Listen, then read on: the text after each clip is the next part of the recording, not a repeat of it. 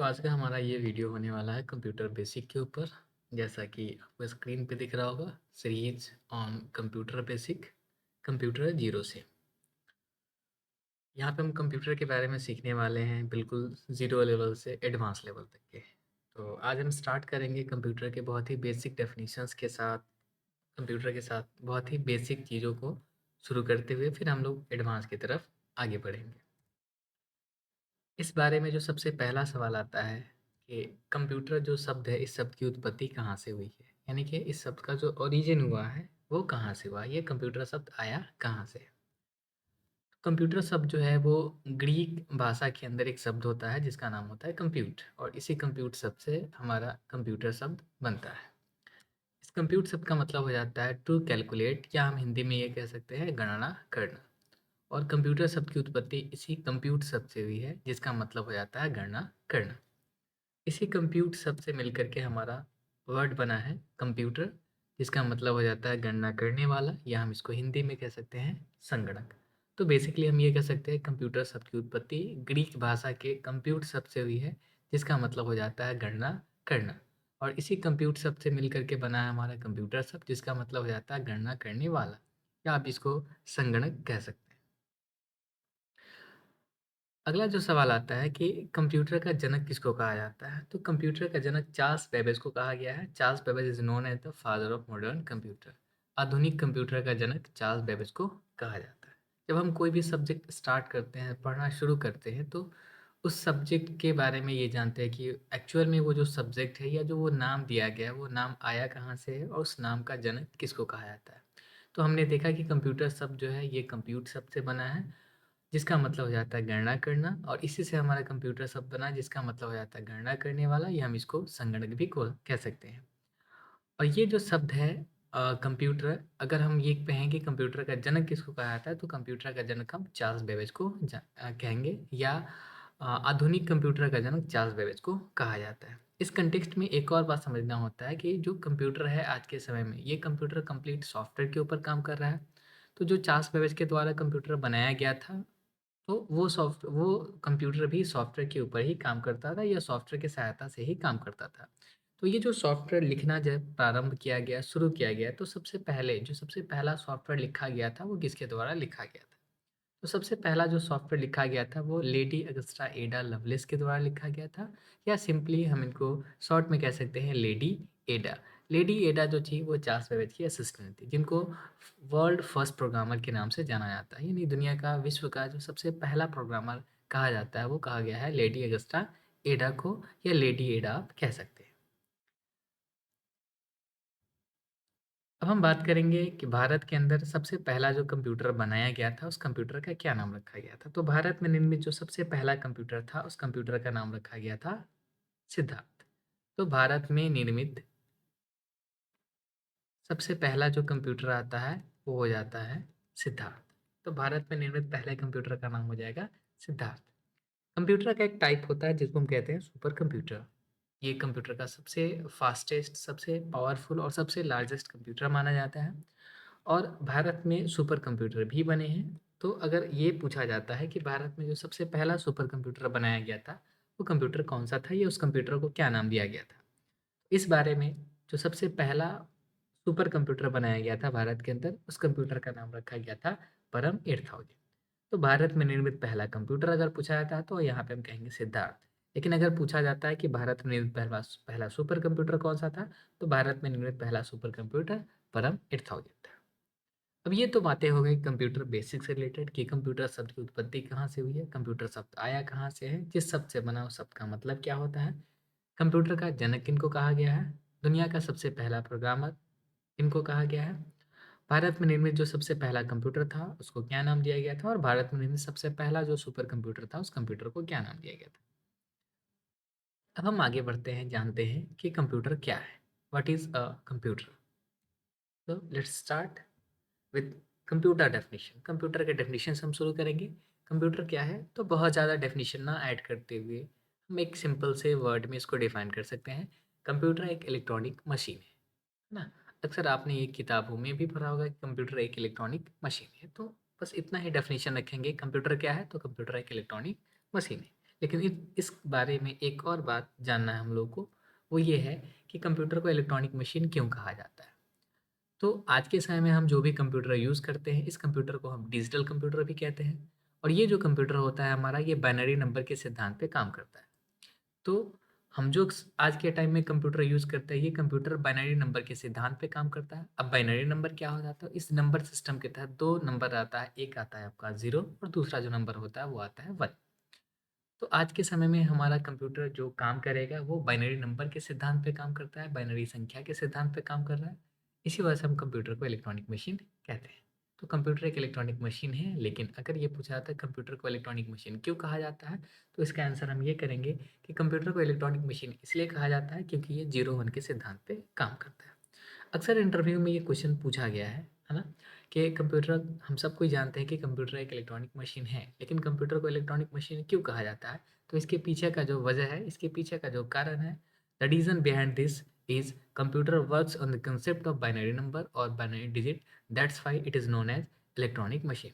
Computer 0-1 के सिद्धांत पे काम करता है, कंप्यूटर बाइनरी नंबर के सिद्धांत पे काम करता है, इसी वजह से हम कंप्यूटर को इलेक्ट्रॉनिक मशीन के नाम से जानते हैं।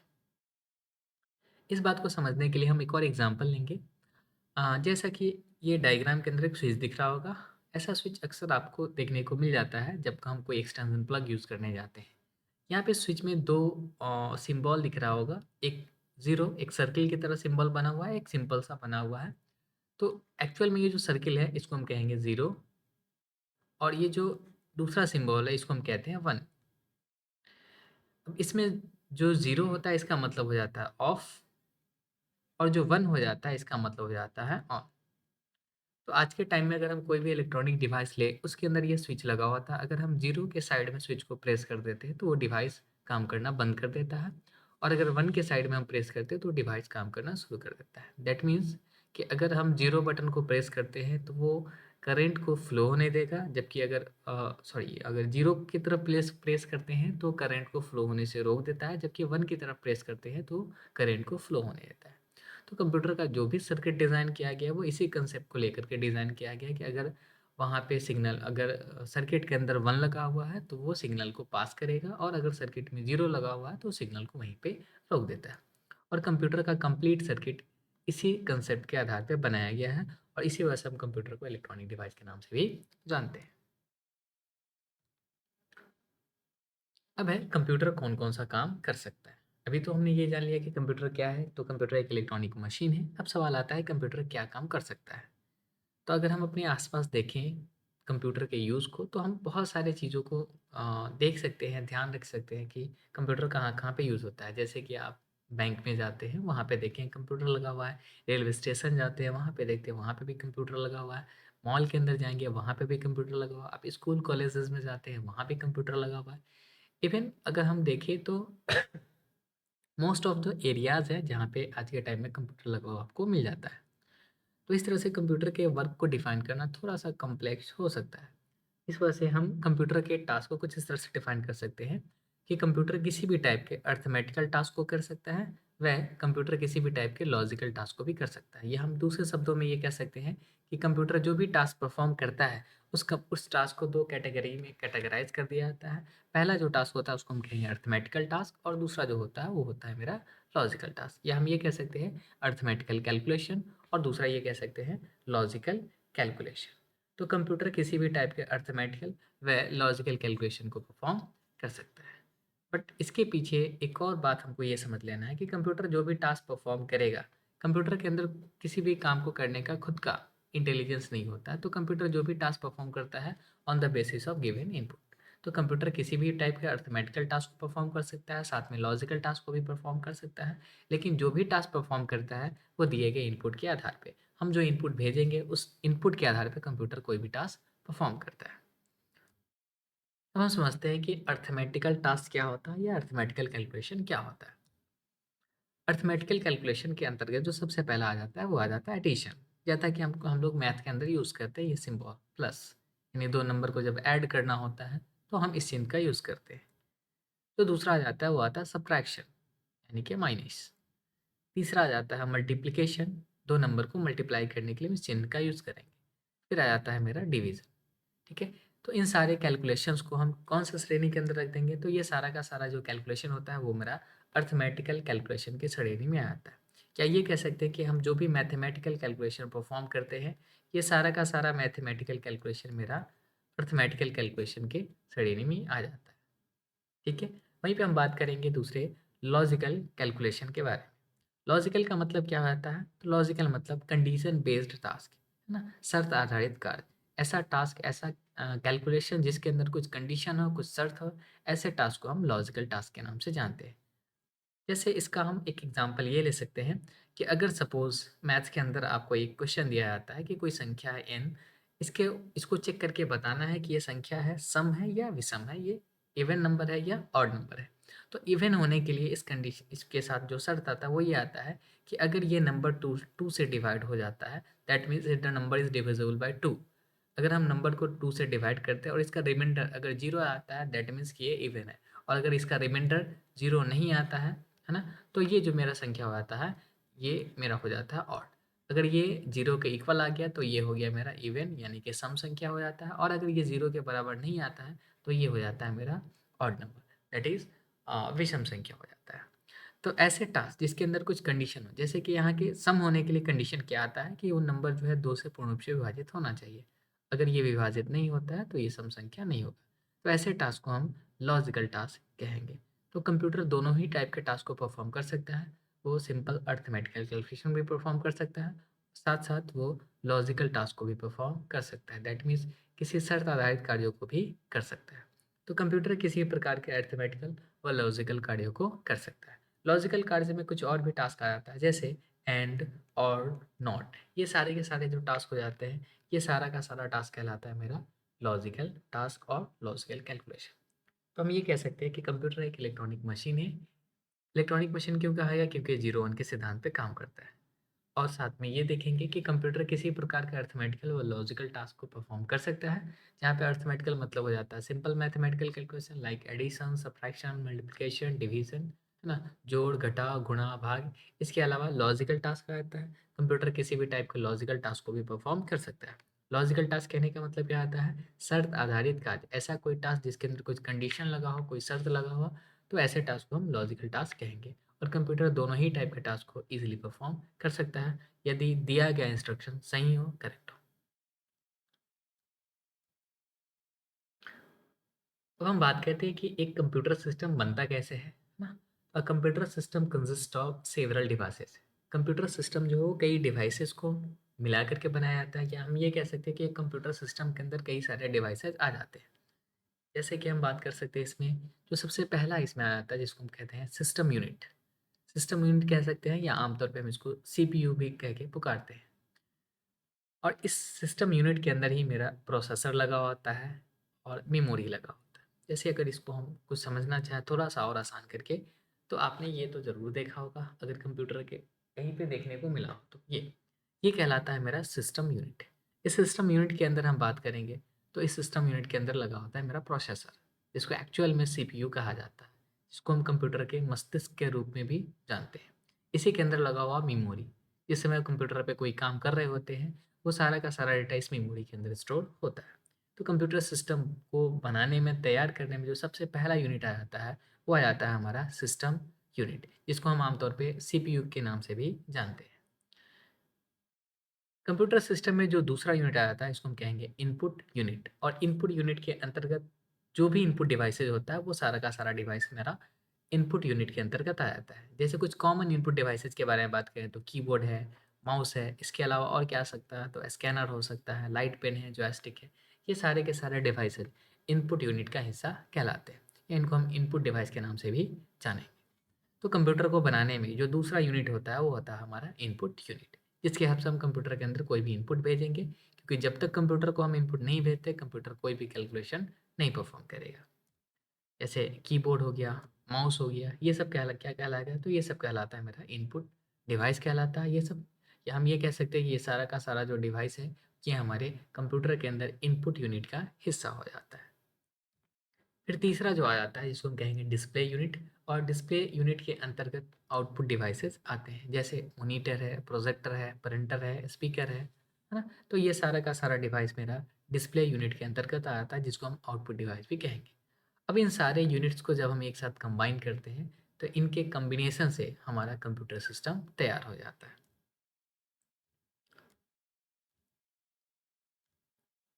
और हमारा कंप्यूटर सिस्टम कुछ इस तरह से दिखेगा, जहाँ पे हम देख सकते हैं कि ये मेरा सिस्टम यूनिट हो गया, और यहाँ कीबोर्ड और माउस बना हुआ है। ये दोनों का दोनों किसके अंतर्गत आता है, तो ये दोनों का दोनों हमारा आता है इनपुट यूनिट के अंतर्गत। और वहीं पे हम बात करेंगे मॉनिटर के बारे में, तो ये मेरा डिस्प्ले यूनिट के अंतर्गत आ जाता है। ठीक है, तो इस तरह से कई डिवाइसेस को, कई यूनिट को मिलाने से मेरा कंप्यूटर सिस्टम तैयार हो जाता है। अब सवाल आता है, कंप्यूटर काम कैसे करता है, हाउ डज कंप्यूटर वर्क। इसको समझने के लिए हम एक एग्जांपल लेते हैं। एक डायग्राम से दिख रहा होगा कंप्यूटर स्क्रीन के ऊपर, जैसे देखेंगे यहाँ पे। इसमें सबसे पहला जो आ रहा है मेरा, वो आ रहा है इनपुट, दूसरा है स्टोरेज, तीसरा processing and fourth is output. इस कंप्लीट साइकिल को हम एक नाम दे देते हैं, जिसको कहते हैं प्रोसेसिंग साइकिल। हम कंप्यूटर के ऊपर जो जो भी टास्क परफॉर्म करेंगे, वो सारा का सारा टास्क इस साइकिल से होकर के चलता है, और इस साइकिल को हम नाम दे देते हैं प्रोसेसिंग साइकिल। अब हम बात करेंगे, इस प्रोसेसिंग साइकिल के अंदर टोटल 4 स्टेप्स हो जाते हैं, 4 स्टेजेस आते हैं। जो सबसे पहला स्टेज होता है, जो सबसे पहला स्टेप होता है, वो होता है हमारा इनपुट। यानी कंप्यूटर पे जब हम काम करने जाते हैं, तो सबसे पहला स्टेप है, वो है इनपुट। और कंप्यूटर के अंदर इनपुट भेजने के लिए हमको रिक्वायर्ड होता है इनपुट डिवाइस का। आमतौर पे हम किसी भी कंप्यूटर के साथ देखेंगे, तो 2 इनपुट डिवाइस ज़रूर लगा होगा।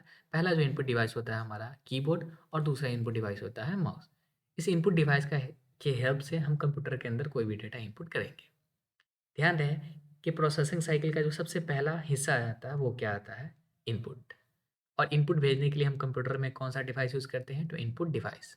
जो जनरल इनपुट डिवाइस होता है किसी भी कंप्यूटर के अंदर, वो कहा जाएगा कीबोर्ड है, माउस है, इसके अलावा स्कैनर भी हो सकता है। बट आमतौर पे हम कंप्यूटर के साथ ये 2 इनपुट डिवाइस ज़रूर अटैच देखेंगे। पहला जो इनपुट डिवाइस होगा, वो हमारा कीबोर्ड होता है, और दूसरा होता है माउस। इस इनपुट डिवाइस की हेल्प से हम कंप्यूटर के अंदर कोई भी डेटा या इंस्ट्रक्शन इनपुट करा सकते हैं। अब सवाल आता है कि जब हम कंप्यूटर के अंदर कोई भी डेटा या इंस्ट्रक्शन इनपुट करते हैं, तो मेरे द्वारा इनपुट किया गया डेटा कंप्यूटर के अंदर जाता कहाँ पे है? तो जब कभी भी हम कंप्यूटर के अंदर कोई डेटा इनपुट करेंगे, तो मेरे द्वारा इनपुट किया हुआ डेटा जाता है स्टोरेज यूनिट के अंदर। और स्टोरेज यूनिट के लिए जो कंप्यूटर है, वहाँ पे डेटा को स्टोर करके रखने के लिए लगा हुआ होता है मेमोरी। हालाँकि आगे हम मेमोरी के बारे में और भी डिस्कस करेंगे, मेमोरी के टाइप के बारे में डिस्कस करेंगे, मेमोरी कितने प्रकार के होते हैं, एंड मेमोरी के जो बिहेवियर है, उनके बारे में भी हम लोग स्टडी करेंगे। लेकिन फ़िलहाल ये सवाल आता है कि जो प्रोसेसिंग साइकिल में स्टोरेज टर्म यूज़ किया गया है, इस स्टोरेज के बदले हम कौन से मेमोरी का प्रयोग करते हैं? इस स्टोरेज के बदले जो मेमोरी प्रयोग किया जाता है, उस मेमोरी को हम कहते हैं रैम। इसका फुल फॉर्म हो जाता है रैंडम एक्सेस मेमोरी। रैम या रैंडम एक्सेस मेमोरी है, वो एक तरह का वोलाटाइल मेमोरी है, जिसको हम टेम्पोररी मेमोरी भी कह सकते हैं। दैट मीन्स कि ये मेमोरी जो होता है, वो कंप्यूटर को टेम्पोररी बेसिस पे स्टोर करके रखता है। यानी जिस टाइम हम कंप्यूटर पे काम कर रहे होते हैं, उस टाइम कंप्यूटर का सारा डेटा जो होता है, वो इस रैम के अंदर ही स्टोर होता है। यानी कि हम अगर कंप्यूटर के अंदर कोई प्रोग्राम ओपन करते हैं, तो वो प्रोग्राम भी हमारा रैम के अंदर ही लोड होता है, और हम उस प्रोग्राम के ऊपर काम करने के लिए जो भी डेटा या इंस्ट्रक्शन इनपुट करेंगे, वो सारा का सारा डेटा और इंस्ट्रक्शन भी रैम के अंदर स्टोर हो जाता है। लेकिन रैम के साथ दिक्कत ये आ जाता है कि रैम जो है, वो एक वोलाटाइल मेमोरी है। अब यहाँ पे वोलाटाइल जो टर्म यूज़ किया गया, एक टेक्निकल टर्म हो जाता है, जो कि हम कंप्यूटर के अंदर यूज़ करते हैं। हम लोग आमतौर पे इस टर्म के बदले में टेम्पोररी वर्ड का यूज़ कर लेते हैं। दैट मीन्स ये है कि कंप्यूटर जब तक ऑन है, तभी तक ये डेटा को स्टोर करके रखेगा। कंप्यूटर पावर ऑफ होने के बाद रैम के अंदर स्टोर किया गया सारा का सारा डेटा अपने आप डिलीट हो जाता है। तो कंप्यूटर कौन से मेमोरी की श्रेणी में आ जाता है, तो कंप्यूटर एक वोलाटाइल मेमोरी, सॉरी, रैम कौन से मेमोरी के सीरीज के अंदर आ जाएगा, तो रैम जो है, वो एक वोलाटाइल मेमोरी के सीरीज के अंदर आ जाता है। इसके बाद जो प्रोसेसिंग साइकिल के अंदर तीसरा स्टेज है, वो है हमारा प्रोसेसिंग। और प्रोसेसिंग के लिए जो कंप्यूटर के अंदर यूनिट लगा हुआ है, उसको हम कहेंगे सीपीयू या सेंट्रल प्रोसेसिंग यूनिट। सीपीयू या सेंट्रल प्रोसेसिंग यूनिट को ही कंप्यूटर का ब्रेन कहा जाता है। हम इसको कह सकते हैं मस्तिष्क। तो कंप्यूटर का मस्तिष्क किसे कहा जाता है, तो कंप्यूटर का मस्तिष्क सीपीयू को कहा जाता है, या सेंट्रल प्रोसेसिंग यूनिट को कहा जाता है। दूसरा बात यहाँ पे याद रखने वाला ये है कि रैम का फुल फॉर्म क्या होता है, तो रैंडम एक्सेस मेमोरी होता है। रैम किस टाइप का मेमोरी होता है, तो रैम एक वोलाटाइल मेमोरी होता है। ठीक है, तो ये 3 स्टेजेज आया जो कि प्रोसेसिंग साइकिल का। जो सबसे पहला स्टेज है, वो आता है इनपुट, और कंप्यूटर के अंदर इनपुट भेजने के लिए हम कौन से डिवाइस का यूज़ करेंगे? तो इनपुट डिवाइस का यूज़ करते हैं। इनपुट के रूप में हम कंप्यूटर के अंदर क्या भेजते हैं? तो डेटा भेजेंगे और इंस्ट्रक्शन भेजेंगे। जब हम कंप्यूटर के अंदर कोई भी डेटा या इंस्ट्रक्शन भेजते हैं, तो सबसे पहले वो कौन से मेमोरी के अंदर जाता है? तो वो जाता है रैम मेमोरी के अंदर, जिसका full form random access memory होता है। रैम के बाद जो डेटा मेरा ट्रांसफ़र होगा, वो डेटा ट्रांसफ़र होता है सीपीयू के अंदर, दैट इज़ प्रोसेसर के अंदर ट्रांसफ़र होगा। इस सीपीयू को हम कंप्यूटर का मस्तिष्क या कंप्यूटर का ब्रेन भी कहेंगे। एक्चुअल जो प्रोसेसिंग होता है, वो सब प्रोसेसिंग इस सीपीयू के द्वारा डन करा जाता है। Once the processing has been done by the CPU, the process data displayed on the output screen.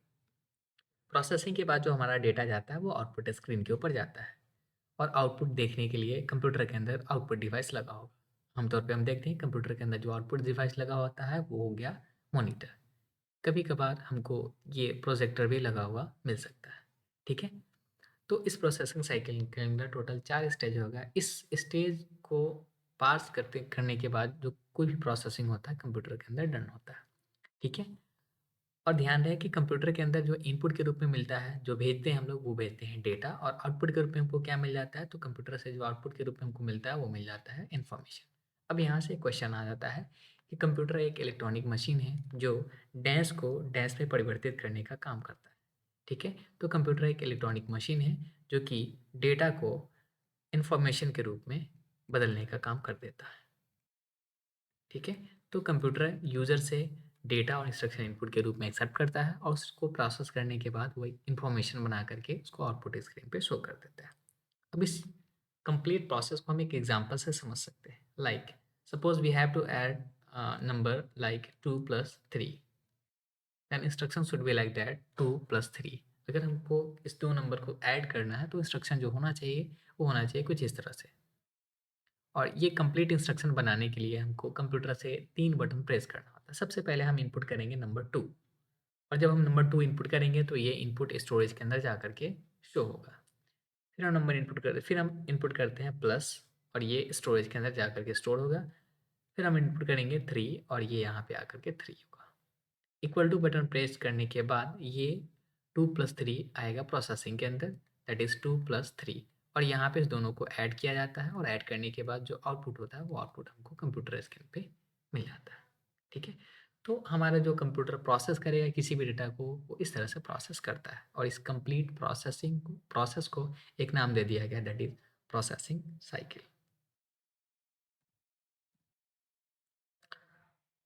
Next सवाल आता है कंप्यूटर में कितने अवयव होते हैं? तो कंप्यूटर के अंदर जो भी कंपोनेंट है, जो भी अवयव है, या जिसको हम कंप्यूटर के घटक भी कह सकते हैं, इसको मुख्य रूप से 2 कैटेगरी में कैटेगराइज़ किया गया है। तो कंप्यूटर के 2 प्रमुख अवयव या 2 प्रमुख घटक होते हैं। जो सबसे पहला घटक होता है, इसको नाम दिया गया है हार्डवेयर, और दूसरा जो घटक होता है, इसको नाम दिया गया है सॉफ्टवेयर। अब इस कंप्यूटर के घटक को फिर से अलग-अलग कैटेगरी में कैटेगराइज़ किया गया, दैट इज़ हार्डवेयर को भी डिवाइड किया गया और सॉफ्टवेयर को भी डिवाइड किया गया। इसको हम एक एग्ज़ाम्पल से समझ सकते हैं, लाइक दैट। कंप्यूटर के अंदर जो भी कंपोनेंट है, इस सारे के सारे कंपोनेंट को मुख्य रूप से 2 कैटेगरी में कैटेगराइज़ किया गया है। जो सबसे पहला कैटेगरी आता है, वो आता है मेरा हार्डवेयर। जो सबसे पहला कंपोनेंट है, वो है मेरा हार्डवेयर, जबकि दूसरा कंपोनेंट हो जाता है, वो हो जाता है मेरा सॉफ्टवेयर। हार्डवेयर को फिर से 2 कैटेगरी में कैटेगराइज़ कर दिया गया है। पहला जो कैटेगरी आता है, वो आता है पेरिफेरल डिवाइस, दूसरा आता है मेरा processing unit. Again peripheral devices को 2 भागों में बाँट दिया गया है। पहला भाग जो होता है, जिसको हम कहते हैं इनपुट डिवाइस, और दूसरा भाग जो होता है, उसको नाम दे दिया गया आउटपुट डिवाइस। और प्रोसेसिंग यूनिट को या सीपीयू को 3 भाग में बाँट दिया गया है। ये कह सकें जो जो हमारी कंप्यूटर के अंदर सीपीयू है, इस सीपीयू के अंदर 3 पार्ट होते हैं। जो सबसे पहला पार्ट होता है उसको हम नाम देते हैं एएलयू, दूसरा पार्ट है उसका नाम देंगे सीयू, और तीसरा पार्ट जो होता है उसको नाम देंगे एमयू। तो भाई कंप्यूटर का जो दूसरा कंपोनेंट हो जाता है सॉफ्टवेयर, इसको 2 कैटेगरी में कैटेगराइज़ कर दिया गया है। पहला जो होता है उसको कहेंगे सिस्टम सॉफ्टवेयर, और दूसरा जो होता है वो होता है हमारा एप्लीकेशन सॉफ्टवेयर। अब हम इन सारे के ऊपर एक-एक करके समझेंगे कि कंप्यूटर के अंदर हार्डवेयर क्या होता है, पेरिफेरल डिवाइस क्या होता है, प्रोसेसिंग यूनिट क्या होता है, and then input device, output device, and further जो टॉपिक्स हैं, इन सारे टॉपिक्स को हम कवर करेंगे।